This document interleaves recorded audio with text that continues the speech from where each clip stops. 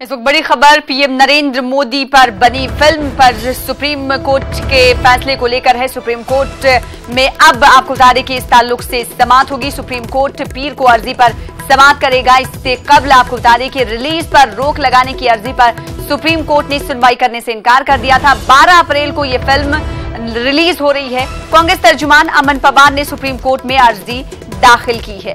इस वक्त आपको बता दें कि फिल्म नरेंद्र मोदी जो कि वजीर आजम नरेंद्र मोदी पर मबनी है और इस पर सुप्रीम कोर्ट ने सुनवाई के लिए हामी भर ली है। सुप्रीम कोर्ट पीर को अर्जी पर समाअत करेगा। कोर्ट ने रिलीज पर रोक लगाने वाली अर्जी पर पहले ही समाअत से इनकार कर दिया था और अब इस फिल्म पर सुनवाई को लेकर अर्जी पर समाअत को लेकर सुप्रीम कोर्ट ने हामी भरी है।